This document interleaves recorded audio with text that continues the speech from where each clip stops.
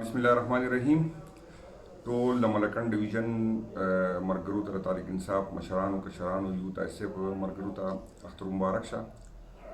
او بدقسمتي دا ده چې یاره په دې ملک کې مونږه د سیو لکه دا چې زموږ خپل ملک نه دی، یو غلام ملک دی. اختر هم په مونږ باندې زموږ په فیملی باندې تاسو ټولو ته پته ده چې یاره وسکور شو. ما ته نن هم د ایډمنسټریشن ارادې ټیک نه ښکاري او دې پورې اطلاع ده چې یاره هغوی د نور فورسز نه هم ما د ګرفتارۍ دپاره مدد غواړي. آیا د دې ادارو دا ذموارو کې راځي چې یاره یو پولیټیکل ورکر دپاره چې د هغوی راوغوښتلی شي؟ دغه ما ته اطلاع ده چې یاره نن زما او د شکیل خان د ګرفتارۍ دپاره د مختلفو ادارو نه چې د هغې په ماضي کې هېڅ مثال نشته د پولیټیکل ورکر د نیو، بلکې د یو مجرم د نیولو هم د هغې ماضي کې هېڅ قسم دغه نشته. مرګرو همت به نه بایلو، حوصلې به مضبوطې ساتو او انشاءالله چې څونه مونږه حوصلې مضبوطي نو دوی نه دونه چې دی نو زموږ سره به مرکزتیا به هم څه وایي او دونه چې دی نو مونږ به دا خلک په دې مجبوره کړو چې مونږ غلط یو. زما د ګرفتارۍ د شکیل خان په ګرفتارۍ په پوزیشن کې ټولو مرګرو ته زما دا اپیل دی، د هغه د دیر دي که د سوات دي که هغه د دغه دي، چې تاسو به ټول موټروې ته راځئ، موټروې به هم بندوي او ملکنډ روډ به د درګۍ چې کوم مرګري دي د هغه ته به د مردان مرګرو ته مې اپیل دی چې هغوی مدد له راشي. مردان به دغه چې دی جي ټي روډ به هم بني. دویم آپشن به دا وي چې د دې نه پس چې دی نو بیا به مرګري چې دی نو د ډي سي دفتر مخې ته دا احتجاج کوي.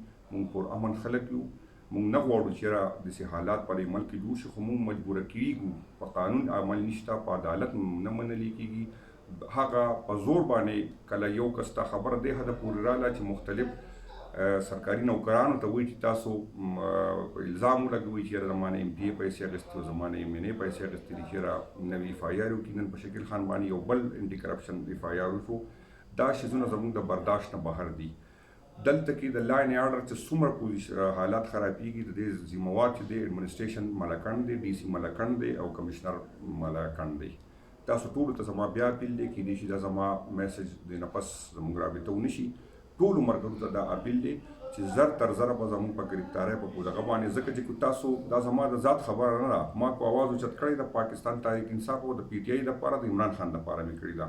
خو نن زما اواز چپ کړی شو، تاسو یقین وکړئ په چا کې به بیا همت ونه شي په دویم ځل اواز اوچتولو. نو زما ستاسو نه دا امید دی چې په بھرپور تعداد سره به راځئ او که قیادت راځي او که نه راځي، زموږ د دغې پالیسو نه زموږ چې په بیک فوټ تلي وو هغه چې دی د پي ډي ایم حوصلې مضبوطې کړئ. دویمه خبره دا ده چې د پیپل پارټۍ صوبایي صدر چې ما تعلق د ملکنډ سره دی، د هغو پکې غټ رول دی. مرګري دې دا یاد ساتي زمانه د جیل کې څه کېږي، هر څنګه کېږي، نو خپل لکه هغه تاسو دې خبر یې چې یاره د چا د لاسه کېږي. په سوات کې د دغه مسلم لیګ د مشر د وجې نه کېږي او په ملکنډ کې نور په یو ډسټرکټ کې دا پوزیشن نشته. خو نن زما په دې ګرفتارۍ د شکیل خان په ګرفتارۍ تاسو خاموشه شوئ، نو تاسو یقین وکړئ آینده به چا کې همت نه وي او څوک به اواز اوچت نه کړي. ډېره مننه.